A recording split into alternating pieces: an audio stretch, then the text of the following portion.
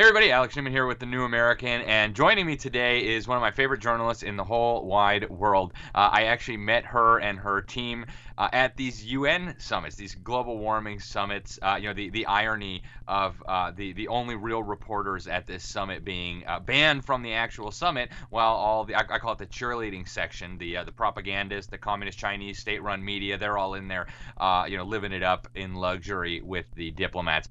It just was too much. So we've had Sheila on before. Her name is Sheila Gunn-Reid. She's the chief reporter at Rebel News. She's also the host of the Gun Show. Sometimes she guest hosts the Ezra Levant Show. Really phenomenal Canadian journalism. I would say some of the only Canadian journalism that is still actually legitimate journalism. And so now they have found themselves under fire by the big technology companies that are busy shutting down everybody in America that they don't like, including the President of the United States. And we also want to get an update from her on the escalating persecution against Christians who won't bow down to the golden idol of state COVID totalitarianism. Sheila, thank you so much for being with us, and give us an update. I know you guys got cut off from PayPal. I know YouTube has now come down on you and demonetized. Tell us what's going on with the Rebel in Canada with our big tech companies. Sure. There's a lot going on with Canada with regard to big tech censorship, and it starts with Justin Trudeau, if you can imagine, right? No. He currently, before Parliament, they've introduced a bill called Bill C-10, and what it does is it will censor the internet in Canada, and it basically gives the state control over what can be broadcast, not only on Canadian airwaves, terrestrial airwaves, and conventional TV. We've always had a bureaucracy that does that. But for people like us who at Rebel News who went around that bureaucracy by going to the freedom of the internet, well, the Liberals have a solution for that. So they plan to censor the internet, and that's currently sitting right before Parliament right now. But it's a coordinated attack, because if we go back a couple of weeks, we were completely demonetized by YouTube and cut off from our YouTube channel. And we have 1.4 million subscribers. We're Canada's largest independent news network. And they completely demonetized us. That left us a $400,000 hole in the company. When they finally let us back on YouTube a week later, we found a workaround using PayPal instead of the YouTube super chats. We connected with Streamlabs and went through PayPal so that people could still donate to us and support the work that we do, because unlike the mainstream media in Canada, we don't take any bailout bucks from Justin Trudeau. We're fiercely independent. If we are not beholden to him, we can say whatever the heck we please. So we found a solution using PayPal, and lo and behold, about a week later, PayPal cuts us off. And we've done about $8 million worth of business through PayPal. We've done 150,000 transactions over the last 6 years. I mean, they are a multi-billion-dollar company, but as far as Canadian companies using PayPal, I would suggest we're one of the larger ones. And they cut us off because I think for big tech, they realize for places like Rebel News and the New American, our strength is not in ad dollars or anything like that. It's in our people, our supporters, the people who willingly pay for our product, who subscribe to us, who, in your case, order the print edition. They have basically cut us off from our supporters. So beyond the 1.4 million people who have clicked subscribe on YouTube, these are people who donate to us monthly, and they donate to our civil liberties projects like Fight the Fines, where we are helping people in Canada fight their lockdown tickets in court. We're helping over 1,100 people do that at no cost to them. And so when they cut us off from our people, it cuts us off from really, at this point in time, fighting censorship of Justin Trudeau and fighting to free Canadians and fight for civil liberties during these dark and scary times. Oh, yeah, yeah. There's just so much there, Sheila, and it's the same story we keep hearing over and over again in America. You can't say what we don't like, and PayPal has been clamping down for a while now. Hmm. I hope this ends up blowing up their business model. But Sheila, I know you guys finally were able to get through to a human being on the phone. Are they telling you what you guys did? Do you have any idea what thought crime you may have committed that brought down the weight of these multi-billion-dollar behemoth corporations? Sure, it took about a week to get to a human being who really didn't offer any solutions. It was the typical, call center response. Um, but when we examined, and we have lawyers, the largest expense we have at Rebel News outside of journalism is lawyers, How because we have to sad. lawyer. I know, but we have to lawyer everything, and people are really just waiting for us to make a mistake so that they can sue us into next week. So one of the largest expenses we have as lawyers, we had our lawyers look at the terms of service because we have a business contract with PayPal. We didn't do anything to violate our terms of service. We are not promoting terrorism or fundraising for terrorism or selling stolen goods or drugs or sex trafficking or any of that. We're just conservative. That's all we are. And so That's worse than all those things, Sheila. Goodness uh, gracious. apparently, given the stuff that stays up on Twitter being said about Israel right now, yes, I think while Donald Trump has been nuked from Twitter, I think, yeah, in the eyes of big tech, it is more dangerous to be conservative than to be a terrorist. But we did have our lawyers examine what we could do, and we are going to sue PayPal into dust. Because in some jurisdictions in this world, they are chartered banks. And so they have to operate by very specific rules, and they just cannot terminate you because they don't like your politics. If in this case your politics aren't illegal, we are not terrorists. And so that's the next step in the game here, is that we are going to sue PayPal in the most effective jurisdictions around the world for us to do that. I am so glad to hear that, Sheila. Somebody needs to stand up to these bullies, and they think, hey, we're a multi-billion-dollar company, so sue us. It'll be like a fly. But hopefully we can get this in front of an honest court.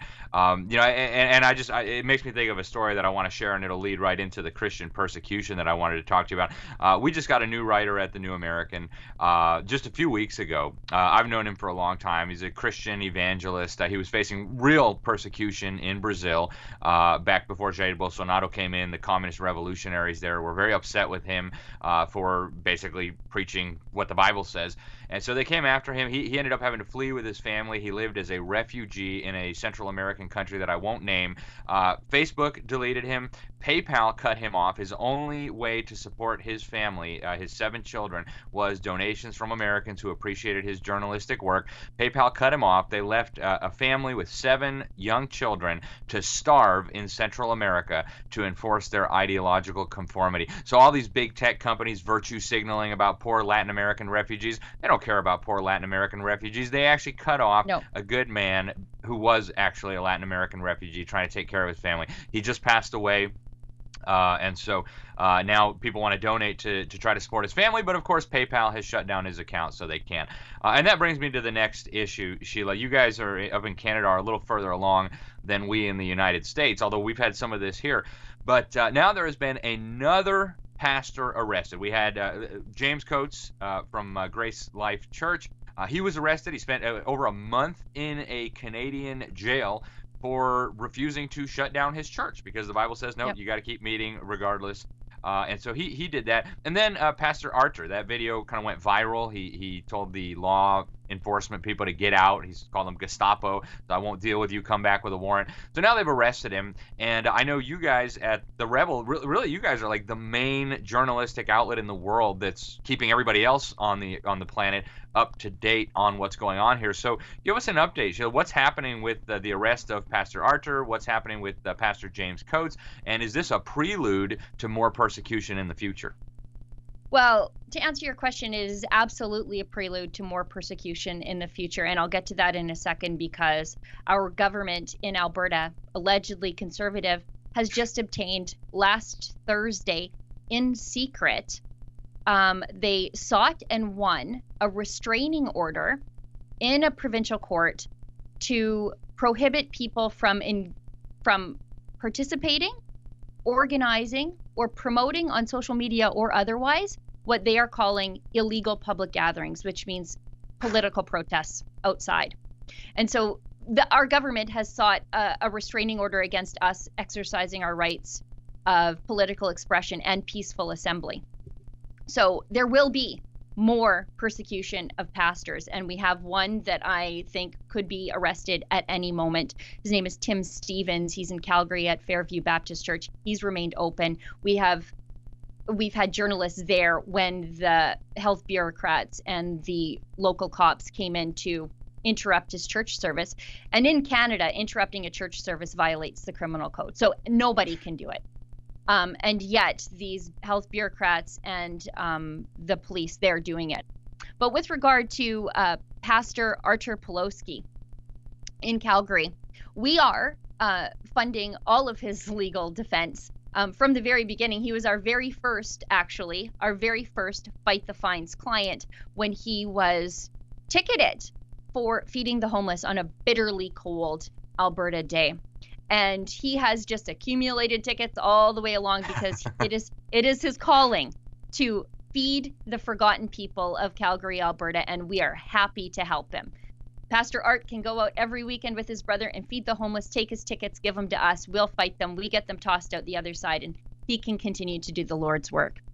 But because Pastor Art refuses to comply with the hard cap on places of worship that was 15% of fire code capacity, no matter how big your church is, now it's down to just 15 people. So in the instance of my church seats over 800 people. We can only have 15 people there. Unless it's a funeral, then it's down to 10. But if you have your funeral outside, it's only 5 people. You can have an illegal public gathering of up to 5 people outside. I mean, nothing makes sense. But anyway, he refuses to comply with that. He's been subject to inspections all along, tickets, fines. As you saw, he cast the demons out of his church a few weeks ago, and he knew that he would be arrested, or at least the potential to be arrested was there after that Thursday restraining order came down. Because we're not talking about tickets anymore. We're talking about contempt of court, and you're off straight to jail, which is exactly what happened to Pastor Art. They took him down on the highway like a terrorist, and he was held for 48 hours in jail. His lawyers were not able to get in touch with him for the first little bit. They didn't want to release him because they spelled his brother David's name wrong with a V instead of the Polish W way. I mean, they were doing everything they could to keep him in jail. He was finally released on Monday, and I'm not sure what his plan is for Sunday coming up, and I don't want to tip anybody off, but if I know Art, it's going to be a little bit of a rodeo, I think. Wow. And to answer your question about Grace Life Church, they continue to meet in secret since the province seized control of their church.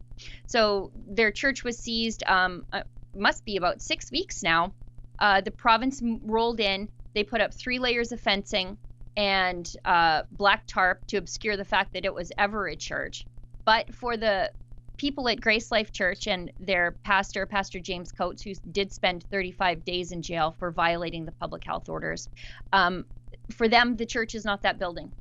That's bricks and mortar. The church is wherever they are together, and they are meeting every single week, hundreds of them underground in undisclosed locations around the area, and they won't stop. They won't stop. If the government thought that by seizing their church that it would prevent them from meeting, then surely this government misunderstands Christian theology, because this is a church that grew. It grew because they scattered the Christians, and that's the same thing that is happening with Grace Life. Their congregation continues to grow as more people say, I'm not sure if I believe what they believe, but I believe what is happening to them is wrong, and people are coming to the church and they're being saved. So God uses all things, I guess. Amen. Yeah, no kidding. And it's just a fact of church history that the more the persecution comes, the faster the church grows, the faster the gospel spreads. So that's exciting. I'm so glad to hear that God is doing great things in Canada. Sheila, a lot of us here in America, we're like back to normal now. Nobody's wearing, I know. face diapers anymore. Everything's reopened. Like, especially here in Florida, we've been pretty fine the whole time. But I think Yeah. there's a lot of people like in New York and Washington D.C. and Canada that like I guess they don't realize that the rest of us are living life as normal. So tell us what is life like in Canada right now? What kind of restrictions do you guys have? I know you're in supposedly one of the most conservative areas of Canada, and you've got this crazy Yeah. totalitarianism there. Paint a picture for us, if you will, of life in Canada under Trudeau's COVID mandates. Well, basically, we're all under medical house arrest. In Alberta, it has become particularly bad after we had a more South Dakotan approach at the beginning. Um, and again, I think like in most places, our deaths of this disease come in long-term care facilities, not from the rest of us. But right now, all of our restaurants are closed to dine-in services. Um, and our patios are closed too. So our restaurants are shut down except for takeout. We can have 15 people in a church, no matter what the size, only 10 people for weddings and funerals. We cannot mix households. And the largest number we're allowed for outdoor public gatherings is just 5 people. And I don't know if you saw the other day, but it looks like the CDC is admitting that, it's less than 1/10 of 1% of contractions of the coronavirus are happening outdoors. So, I mean, they've dropped the hammer on this sparsely populated place. Like, there are a few places on the face of the earth as sparsely populated as Canada, and yet we are increasingly locked down. And Toronto, I mean, that's like a prison state right now. Nothing's open. There are stay-at-home orders, curfews in Quebec. It's really a nightmare.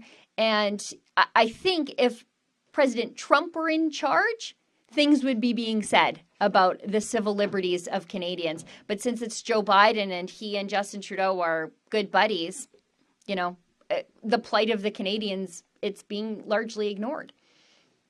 Wow. Well, Sheila, it's tragic. I hope conservative and Christian Canadians know that, hey, we would love to have you guys down here if you decide to come down. Florida's a great place to be. We've got a lot of states that are great places to be. And Sheila, what's the best place for people to find Rebel News? Give us your website. How can people get involved if they want to support Pastor Art and you guys' effort to basically keep him free and keep him out doing the Lord's work? And give us some ideas if you have any yet. I know you guys haven't made any final decisions yet, but as far as getting around PayPal, are there some good alternatives out there? Maybe just give us a sneak preview so that others, especially in America, who are concerned about this, can start thinking ahead as well, guys. Because what's happening in Canada is not going to stay in Canada. So Sheila, where can people find the Rebel? Where can people watch your show? How can people support Pastor Art? Sure. So, starting off with the big question, how can people find the Rebel? The best way to find us is at the Rebel News website. So, it's rebelnews.com. That's the best place to find us. We will always be there. We are back on YouTube now. However, we are like Johnny Appleseed, just spreading our content all around the internet right now. So we're on Rumble, we're on Odyssey, we're on a new platform called Super U that's very free speechy and very friendly to us. If people want to support Pastor Art, because we are covering off all of his legal fees, and there are a lot. They can donate at fightthefines.com. And if you are Canadian, if you're watching this, that's also supported by a registered Canadian charity called the Democracy Fund. So those donations will qualify for a charitable tax receipt because the Democracy Fund supports civil liberties work. And a sneak preview of what's going forward, we are finding solutions to the PayPal problem. It's very bizarre. It's not a position at Rebel News we're normally in, but we are being courted by quite a few payment processors who want to do business with us, especially the upstart ones when they see, oh my goodness, 150,000 transactions and $8 million coming in and out over the course of 6 years. We want a piece of that. So while PayPal, they're a big company and that seems like a drop in the bucket to them, there are a lot of free speechy payment processors who can build a wonderful reputation by working with good people like Rebel News.